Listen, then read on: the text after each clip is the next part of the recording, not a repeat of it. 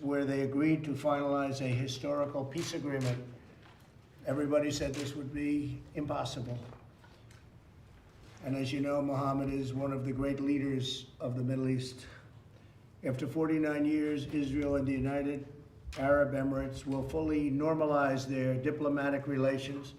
They will exchange embassies and ambassadors and begin cooperation across the board and on a broad range of areas, including tourism, education, healthcare, trade, and security. This is a truly historic moment.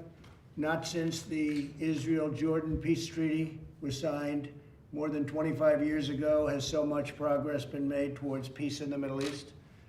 By uniting two of America's closest and most capable partners in the region, something which said could not be done, this deal is a significant step towards building a more peaceful, secure, and prosperous Middle East.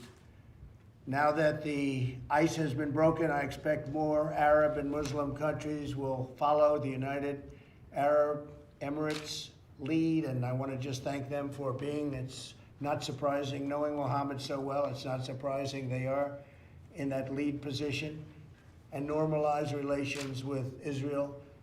We are already discussing this with other nations, very powerful, very good nations, and people that want to see peace in the Middle East. So you will probably see others of these, but this is the first one in more than 25 years. This deal will allow much greater access to Muslims from throughout the world to visit the many historic sites in Israel, which the Muslims want to see very badly and have wanted to see for many, many decades, and to peacefully pray at the Al-Aqsa Mosque, which is a very special place for them. My first trip as president was to Saudi Arabia in May of 2017, and my speech to the assembled leaders of 54 Muslim countries. Every single one was by their leader, their number one leader. It was an amazing, really an incredible event, very important event.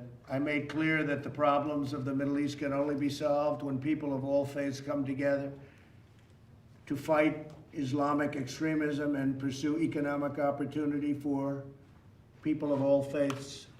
And when you look at what's happening, you're seeing a lot of progress is being made that nobody thought could possibly be made. And things are happening that I can't talk about, but they're extremely positive. I want to thank the leaders of Israel and the UAE for their courage and for their leadership to forge this tremendous agreement. It will be known as the Abraham Accord, and I'd like to ask our ambassador, David Friedman, to please explain why we're doing and calling it the Abraham Accord. David? Well, thank you, Mr. President, and congratulations to you on brokering this historic peace agreement. Abraham, as many of you know, was the father of all three great faiths. He's referred to as Abraham in the Christian faith, Ibrahim in the Muslim faith, and Avraham in the Jewish faith. And no person better symbolizes the potential for unity among all these three great faiths than Abraham, and that's why this accord has been given that name. It's a great thing. I wanted it to be called the Donald J. Trump Accord, but I didn't think the press would understand that, so I didn't do that. Avi, say a few words, please. Thank you, Mr. President. It's really been the honor of my life to work in your administration. I think this reaffirms your commitment to Israel, to the stability in the region. It's just a historic accomplishment, and it's peace. Peace is a beautiful thing, and it's something that everybody in the country should celebrate, I hope. I'm just so honored to be here and serve in your administration. Well, you've done a great job, and Jared has done a fantastic job. People don't really understand the things that he's able to do. He's done a fantastic job on this, and you and your team, nobody else could have done it. I don't think anybody else could have done it. Jared, say a few words, please. Thank you, Mr. President. And I would like to say that I want to thank the President for his leadership on this historic peace effort. The president, like with all things, urged us to take an untraditional approach. You can't solve problems that have gone unsolved by doing it the same way that people before you have tried and failed. The president takes untraditional approaches. He does things in different ways, but he uses common sense, and he tries to unite people by focusing on common interests as opposed to allowing them to focus on their common grievances. And what happened was here is we were able to achieve results that others were not able to achieve, and this will advance the region, and this will advance the whole world. I would like to say to the people of the region, Muslims, Jews, Christians, that this does give hope, that the problems of the past do not condemn you to a future with conflict. There is a lot of hope and a lot of potential, and this will benefit you, and this will also benefit people here in America, because in America, we used to have a big dependency on the Middle East for gas and for oil. Thanks to your leadership, America is now energy independent. We no longer have that, but a lot of American soldiers have fought for securing our allies in that region and making more peace there. Lessons our need as a country to have as many soldiers in that region, and lessons our need to have as many conflicts in that region. And obviously radical extremism, which we see as a cancer that has infected so many areas in the world. A lot of the extremists have used these conflicts to recruit people and to say that the mosque is under attack and that Muslims don't have access to the mosque. And now this will enable people to take flights from Dubai and Abu Dhabi directly to Tel Aviv. Muslims will be welcome in Israel, and this will create better interfaith exchange. So this is a tremendous step forward for peace in the world, for America, for Israel, for Abu Dhabi, and all would not have been possible without your leadership. So I just want to thank you. Very much. Thank you, Jared. What a great job. And what Jared said is so that we don't have to be there anymore. We don't need oil. We don't need anything there except friendship. We have some great friends. These are two countries that have been great friends, and we've been great friends to them. But we no longer have to be there. It started off, well, we had to be there, but as of a few years ago, we don't have to be there. We don't have to be patrolling the straits. We're doing things that other countries wouldn't do, but we put ourselves over the last few years in a position where we no longer have to be in areas that at one point were vital. And that's a big statement, but we are there for our friends, and we always will be there for our friends. Robert, would you say a few words, please? Mr. President, thank you. The point I want to make, Mr. President, you inherited a Middle East that was a mess when you came to office. And this is one more historic step in bringing peace to the Middle East. First of all, there was a caliphate that was raging, an ISIS caliphate. And that physical caliphate was destroyed, and you brought justice to al-Baghdadi. You reassured our friends in Israel who had suffered at the end of the last administration with the UN resolution. You moved the capital to Jerusalem. You recognized the Golan Heights. In the broader region, you had a very difficult situation in Afghanistan where we were American soldiers were coming home injured, wounded, sadly in some cases dead. You've got a peace agreement now with the Taliban, and we're going to have less than half the number of troops in Afghanistan that were there when you started your term of office.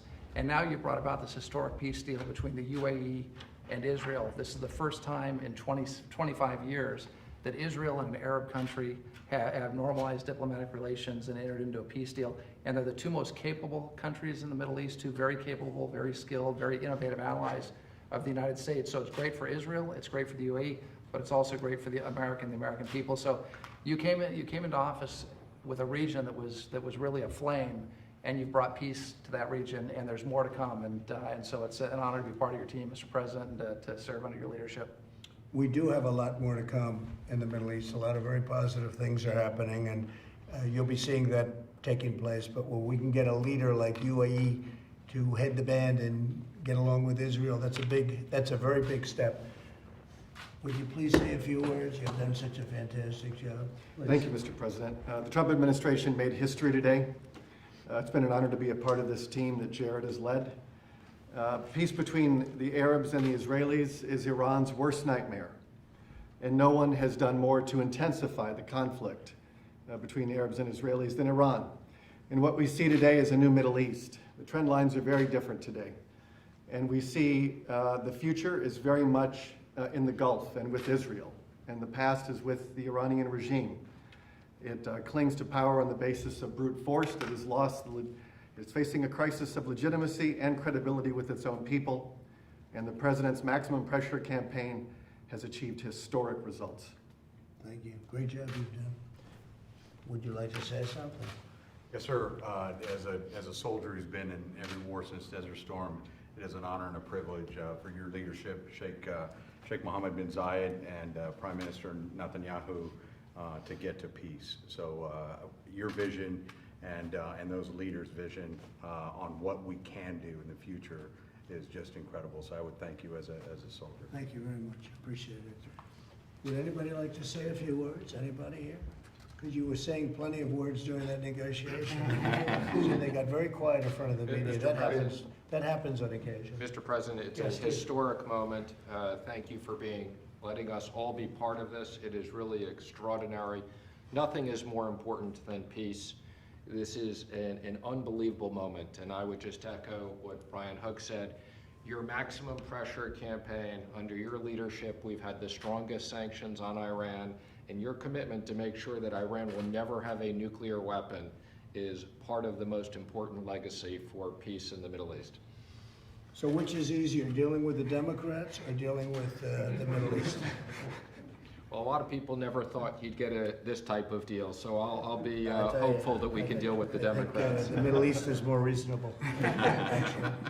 I'd like you two guys to say a couple of words. You've been so instrumental, please. Sir, it's a privilege to serve in your administration. This is a remarkable achievement that'll stand the test of time. And we look forward to the prosperity and the peace this brings to the Middle East and the ways we'll be able to leverage that for the United States national interest. So it's a privilege, sir. Thank you. Thank you very much. And I would just echo what Rob said. Thank you for the opportunity to be part, and especially I want to thank Avi of the opportunity to serve in his negotiating team and to do something so historic. Thank you for this opportunity, Mr. President. This really changes the world. Thank you very much. Thank you. Thank you all very much. This is great.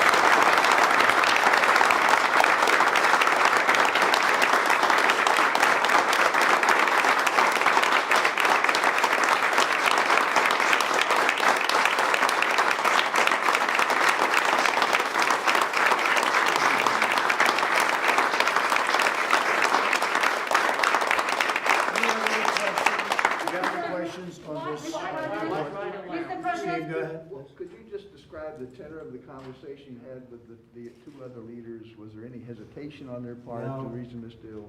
No, it was like and love. It was a tremendous relationship has been built up over the last, I would say, year. Before that, it was very tense, as everything in the Middle East is. It's very tense. It's a very tense place. But it's becoming less tense, and I have great relationships with all of the leaders. And some are enemies against each other, and I get along with both. That's, I guess, the big thing. People don't understand that about me. I've gotten along. Remember when I was elected, they said the war will start with somebody within days, and I've kept us out of war. You look at North Korea, everybody said, including President Obama, that's the biggest problem.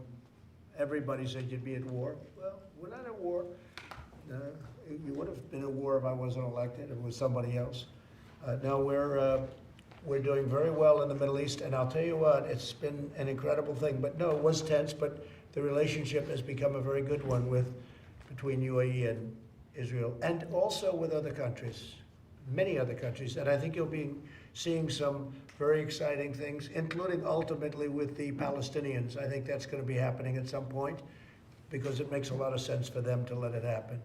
Do you support annexation of Palestinian land by Israelis at this point? Well, we're talking to Israel about that right now, actually. What about the snapback option on Iran? Do you support that? Oh, you really know your stuff, don't you? Well, we're not going to talk to you about that. We're going to work something out, and then we'll talk after it's completed. But it'll be a very satisfactory. Why now did they come to an agreement? We've been working on this for a long time. It's been a labor of love for a lot of the people in this room, and a lot of them love Israel, and a lot of them love the Middle East, and they love the countries that we're talking about, like UAE as an example, standing right here. And it's been a labor of love. They know it has to happen. And I don't want to be speaking too much about it, but if you look what's happened since I broke up that ridiculous Iran nuclear deal, money isn't going to some horrible, horrible groups, and you haven't seen the kind of terrorism that you saw before. Now, I don't like saying it, because all of a sudden they'll say, we've got to do something, but you know what? They're not getting money because Iran isn't giving money. And I appreciate that, but Iran is going through very difficult times, and I appreciate that. And I'll say this, and I can say it very publicly, that if I win the election, I will have a deal made with Iran within 30 days. They'll make a very fast deal. They're dying to make a deal, but they'd much rather negotiate with sleepy Joe Biden than with us. But we'll be having a deal made very, very quickly. But you know, rightfully they're waiting till after the election because there's nothing China, Iran, Russia, all of them would like to see more than have Trump be defeated where they can deal with Joe Biden, because that would be like a dream. And this was something that was very exciting. We thought this would be the first country. He's a great leader. Mohammed's a great leader. And we're very happy that he was the first country, I would say. And you're going to see many other things happening in the Middle East over a fairly short period of time. But this is the first time in more than 25 years. And UAE is big stuff. UAE is very powerful, very strong, Do you know when has one of the strongest militaries. It's big stuff. Do you know when the delegations are going to meet specifically? Very soon. I guess they'll be setting up the meetings. Do you have any time? I think the next several weeks, Mr. President, and then we expect that there will be a meeting here at the White House with the leaders. There'll be an as well. official signing at the White House over the next few weeks, okay? And other than that, we'll meet you at 5:30 or so. We'll talk and we'll actually take one of your questions, okay? All right, guys.